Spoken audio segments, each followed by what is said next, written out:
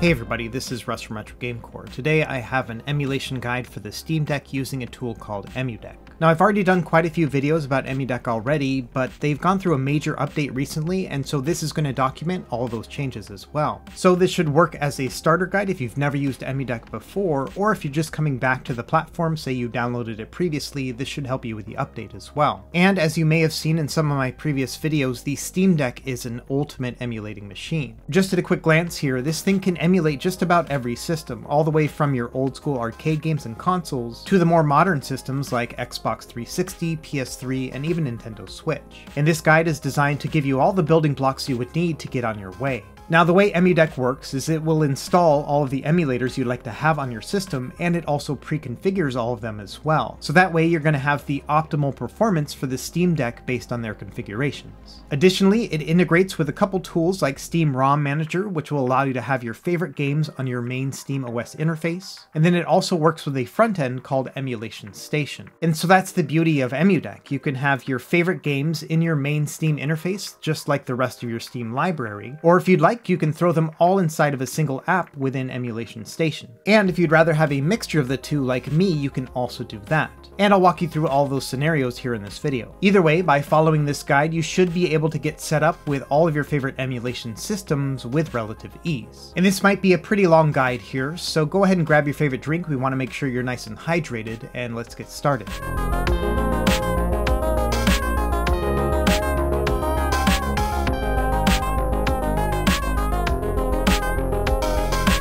Okay, first things first, I have created an entire written guide on my website that will walk you through this entire process. And the written guide is going to have more details than what we can cover here in the video. So think of this video as a companion to the written guide, which I will keep constantly updated from here on out. And so to start, let's look at some of the tools that I recommend to help you get up and running.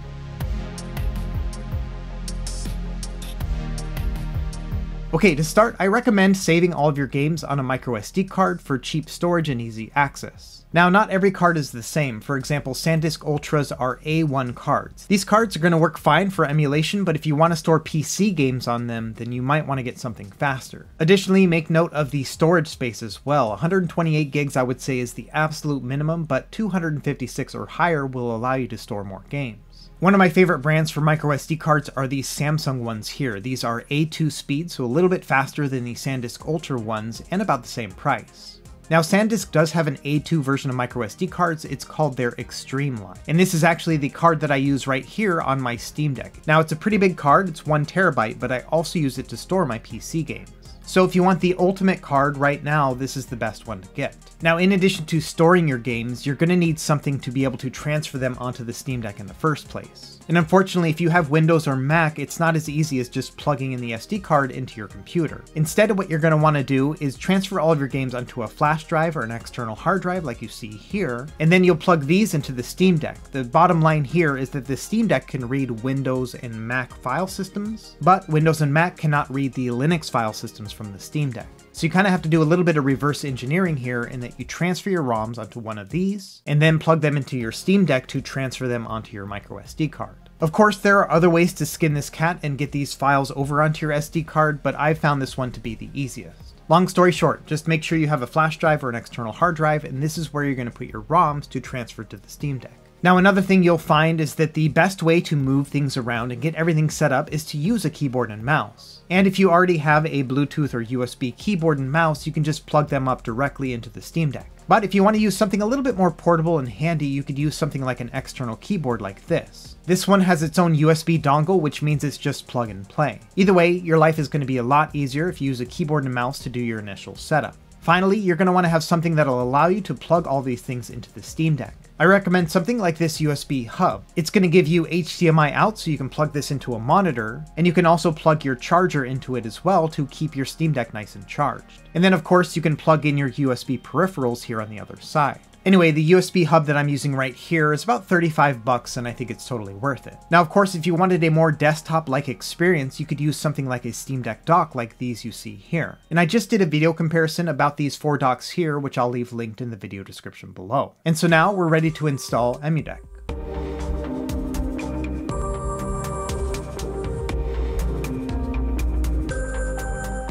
Now, just to show how much I love you guys, I actually wiped my entire Steam Deck and started from scratch. Of course, you don't need to do this, but I wanted to make sure there were no conflicts in any previous configurations I had made, and so I just wanted to start out clean for this guide. Either way, first thing you want to do is add that SD card into your Steam Deck, and then go into the settings section here, then go into System and select Format SD Card.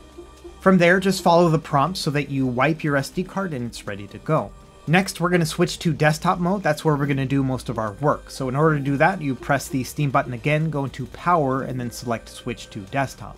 Now, one thing I like to do when I first set up the desktop mode is to go in and make sure that my mouse behaves the way I'd expect. So here we're going to go into the System Settings and then Workspace Behavior. And here under the General Behaviors tab, make sure that clicking files or folders is set to selects them. In some of the older versions of SteamOS, this was actually set to a one-click open, and it can be kind of frustrating if you're not used to it. Anyway, that's the only configuration you're really going to have to do, so let's jump into installing EmuDeck now. For this, we're going to open up a web browser like Firefox, and we're just going to go to emudeck.com. Here you can read a little bit more about the tool, but we're going to go to the download section here and download the app directly. By default, it's going to save into your downloads folder, and you should have a desktop app like this. All you have to do here is just drag it over onto the desktop and then select Move here. And from here, the installation of EmuDeck is just as simple as a single click. It's going to open up a terminal console first, and then you'll see this nice new graphic user interface. And this is one of those new changes that came from this recent update. Now, when installing EmuDeck, you have two options. You have Easy Mode, which will just configure everything for you with no input, and then the Custom Mode allows you to customize every step of the process. We're going to go through the Custom Mode here just so you can see all of your options. First things first, it's going to ask where do you want to put your games, on the SD card or store them internally. And like I mentioned before, I recommend using an SD card. It makes things a little bit more easy to manage. Now, EmuDeck is actually widening their support to other devices, but obviously for this one, we're going to use the Steam Deck. Next, EmuDeck is going to ask you to toggle which emulators you want to have installed on your system. Now, there's a lot of emulators to choose from here, and you might be intimidated to know which one does what. And if you have any questions about that, then I would check out my written guide. Now, in this video, I'm not going to use every single one of these emulators, so I'm going to turn a couple of those that we're not going to use off. And if you'd like to install any of these later, you can just run EmuDeck again and then choose to install them. On the next screen, it'll ask you whether or not you want to use the EmuDeck configurations for any of these emulators. And this will be handy in case you have some personalized settings that you don't want to have configured by EmuDeck. But if you just want to take advantage of all the configuration they've already done, then just leave all these on. On the next screen, you can add your username and password for retroachievements.org. This works a lot like PlayStation trophies or Xbox achievements, but for your retro games. And some of these achievements are pretty awesome, and they've also added PS2 support recently as well. Now on the next couple screens, you'll see some configurations that you can choose as well. For example, you can choose whether or not to have game bezels on the sides of some of your retro games to take up some of that blank space on the sides. Additionally, you can go through and choose your preferred aspect ratio for some of these systems. Personally, I'm a 4x3 kind of guy when it comes to retro games, and then I like to try to use widescreen hacks for anything that's 3D based, so Nintendo 64 and above. Either way, you can go through these prompts and choose your preference. And you also have the ability to add shaders and filters to give your look a little bit more of a retro feel on the screen. And I'm also going to show you later on in the video how to quickly change these out if you don't like the selections you made initially. And last thing here, you can change the look of Emulation Station right here as well. Personally, I like the modern theme, but the other two look pretty good as well. Anyway, once you're done setting up your systems, it's going to start the installation. During this step, EmuDeck is going to install all the official emulators and then also set all of those configurations that you just chose. And that's about it when it comes to installing EmuDeck. After it's done, it's going to give you some instructions on where to put your games and things like that, but obviously we're going to do that here next in this guide. So let's go ahead and close out of EmuDeck, and we'll get started with adding our games and BIOS files.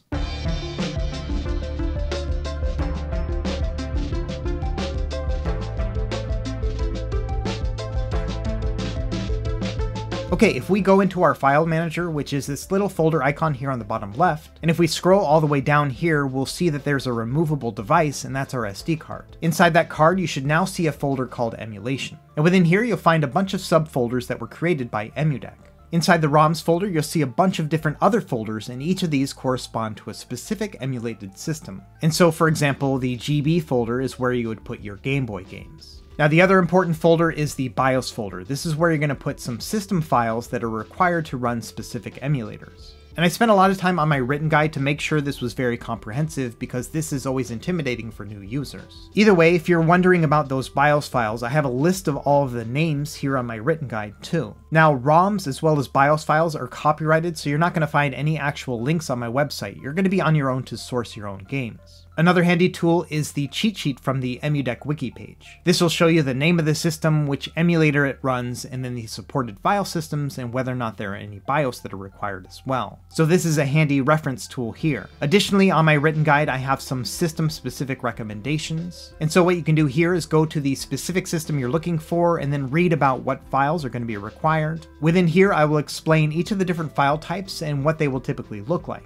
And some of these more modern systems like Wii U can get a little bit complicated, so I recommend checking out my guide and then also the EmuDeck wiki page for more details as well. But at the end of the day, the process is pretty simple. You're going to move all of your games onto an external drive like you can see here on the right, and then you just want to copy them over onto the EmuDeck ROMs folder. So for example, on the left side, I'm going into the Game Boy Advance folder here on EmuDeck, and then I'm copying over the games from my external drive onto that. And that's really it. You just want to rinse and repeat for all the systems that you want to add the games for. In all honesty, this is probably going to be the longest part of the process because you're going to need to find the games, and then it will take time to transfer some of those larger game systems over as well. Either way, yes, this is the process here, and make sure you consult those written guides in case you have any questions. Now here is a look at my BIOS folder, and I would recommend maybe taking a pause and screenshotting this if you'd like. And so these are the BIOS files for most of the systems that use them. This includes things like Sega CD, Game Boy, Sega Saturn, as well as PlayStation 1 and 2. Now some of the files need to be stored differently. For example, Dreamcast BIOS go in the subfolder right here. And then to play Nintendo Switch, you need to put the prod file inside of the Yuzu Keys subfolder here. Either way, once you've moved all your games and BIOS files into the EmuDeck folders, we're ready to actually get them added to our Steam OS. And we're going to do that using a tool called the Steam ROM Manager.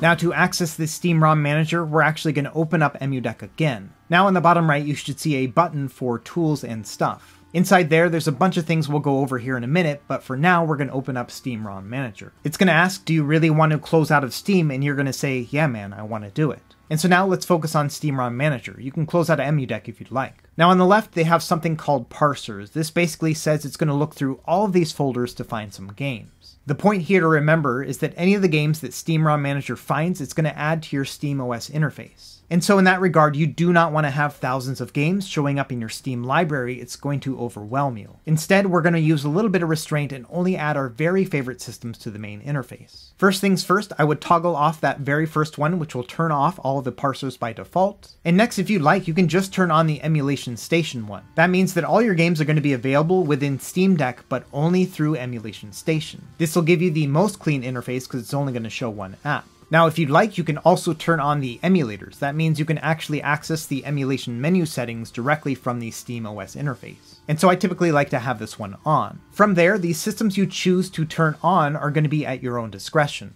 In essence, you need to think to yourself, are there any games that I want to have immediate access to on my Steam OS interface? If so, then yes, I would recommend toggling on that system for that corresponding game. For me personally, I like to keep my retro systems to as few as possible, but really this is all going to be up to personal taste. Just note that for some of these systems there are going to be multiple options available, and it's all going to depend on what kind of file type you used for your ROMs.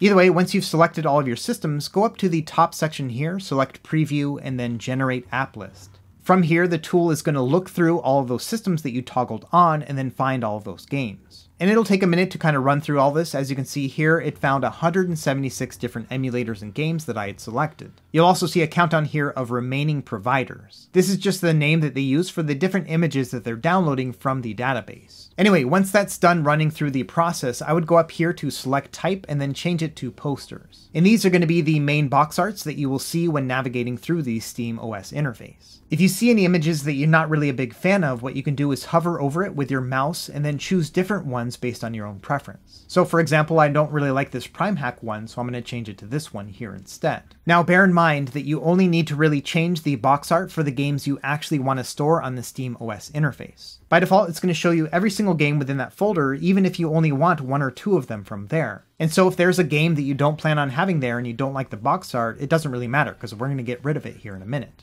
So again, I'm just going to focus on the games I actually want to have showing up in my Steam interface. Now sometimes you're going to find that there is missing box art or a mismatch between the game and the box art you would expect. For example, here with Ridge Racer for the PSP, it's showing me the PS1 box art instead. To fix this, we're going to add our own box art. We're going to go to steamgriddb.com. From here, you can search for the name of the game and then find the box art that you would like. So instead of using the PS1 imagery that you can see here, we're going to go down and use the one for the PSP. And so I kind of like this white box art right here. So I'm going to click on it here, then I'll select download and then right click on the image and select save image as. Here I'm just going to change it to the name Ridge Racer so I can identify it later and then save it. Back in Steam ROM Manager, I can just go ahead and click on that little icon on the bottom left, and then I can select my downloaded image. From there I can toggle through the options, find the one I downloaded, and here we are. So again, this might take some time to really curate it, but that's the process here. Once you're happy with how everything looks, the next thing you want to do is go and select Save App List. And the first time you do it, it may take quite some time, maybe upwards of 10 minutes. And so what I recommend doing is go into the event log and wait until it says Done Adding and Removing Entries. Once you've done that, we have now added all of those games to Steam. So let's open up the Steam app next and trim the list down to something a bit more manageable. If you go into the library section here on the left column, you can see that it has everything listed that we just grabbed from Steam ROM Manager. That means that all 176 titles are now appearing here. And this isn't going to be the most elegant solution in the world, but what we want to do now is delete the ones we don't want. And so what I will do here is I will hold on to the control button and then click all of the ones I want to remove. Then I will right click and select Manage, Remove Selected Non-Steam Games from your library. And this essentially is going to remove them from your Steam OS, but it won't actually touch the ROM or the file itself. And so this is a quick way to remove all of the games we don't want showing up in our main interface. For example, when it comes to Game Boy Advance, the only game I want to try is Metroid Fusion, so I'm going to remove all the ones above it, and I can do the same with all the ones below it. But okay, fine, I'll also add a Pokemon game, but after that I'm done. Either way, I'm just going to speed up this process here, but it'll take a few minutes to kind of go through and decide which games you want to actually see in the interface and which ones you want to remove. Now, if you ever want to add additional games and have them in the Steam OS interface, unfortunately, you'll have to go through this process again. So you'll have to run Steam ROM Manager again, add them all, and then delete the ones you don't want. That being said, if you just want to add games to Emulation Station, you don't have to do anything other than just add them to their folder. By default, Emulation Station will pick up on all those different files and then add them to the menu for you, but they will only show up within Emulation Station, not within the main Steam interface. So in essence, two different interfaces and two different ways to get them to show up.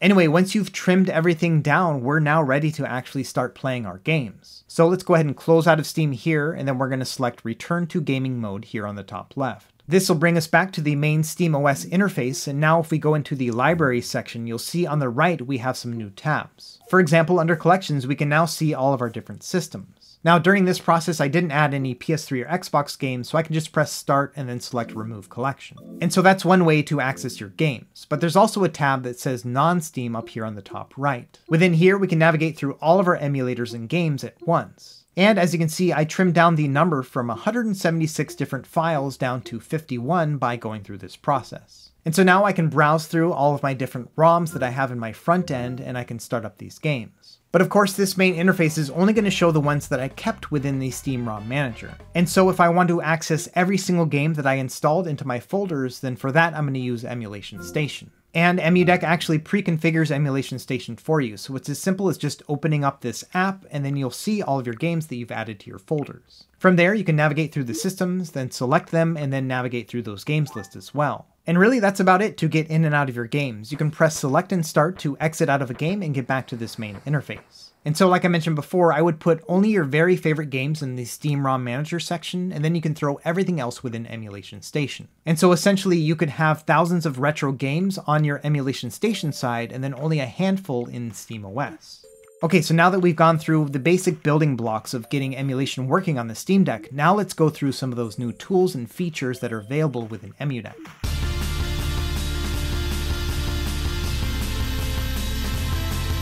So back in desktop mode here, every time you open up EmuDeck, it's going to look for updates to the platform. And so if you're using an older version of EmuDeck, it's going to update it right here and there. And there's nothing else you really need to do. Every time you open it up, you'll have the most recent version available. Now, once you have it open, you have a couple different options. For example, you could go through the quick and custom updates like we did in the very beginning, and you can reconfigure everything from scratch if you'd like. And that process is going to be exactly the same as it was when we first got started. But the other thing I want to show are the different tools that we have available within this platform. So we're going to go down to the Tools and Stuff button here. And so let's quickly go through some of these features. On the left here, we have the Power Tools plugin. Now this plugin is super handy if you want to get the best performance when it comes to GameCube and Wii, and I'll show you that here later in the video. Now this plugin does require you to have a super user password. If you don't have one already, it'll prompt you to create one, and if you do have one, it'll ask you to enter it here. Now if you're concerned about using your password here in EmuDeck, then it's fine. You can actually just manually install Power Tools as well, and I have instructions for that in my written guide. This really just simplifies the process for you.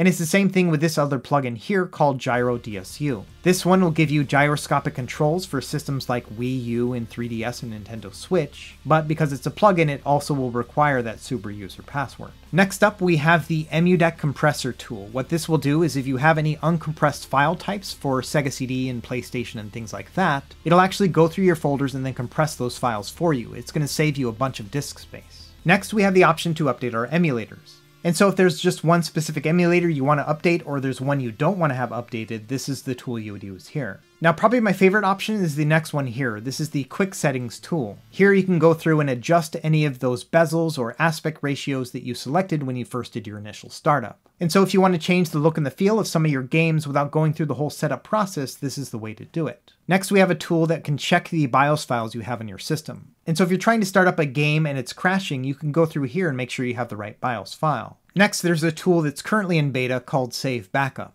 Right now, what you can do is link it to your preferred cloud storage system, and it's going to back up all of the save games for all of your games here on the cloud. Now, eventually the plan is to actually allow this to sync so that you can pull those save games as well, but for now this tool is still a work in progress. Either way, it's pretty cool to be able to back up your saves. And like we showed earlier, this is how you would access the Steam ROM Manager if you want to run that again. And this is a new feature right here that they just started working on, which will allow you to have emulation guides built into EmuDeck. And so this kind of works in tandem with my written guide in the wiki page in that you can pick your system and then read about some of these special configurations here. And another nice feature here is that you can reset the configuration for individual emulators. And so if you were messing around with the emulator and you really mucked up the settings, you can go into here and then reset the configuration to the EmuDeck defaults. And finally, if you want to uninstall EmuDeck, then you can do that here from the tool as well. But yeah, that's really about it when it comes to the different tools they have currently available within EmuDeck, and I expect these to get updated over time as well. So to close things out, let's go over some quick tips and tricks to get the best emulation possible on your Steam Deck.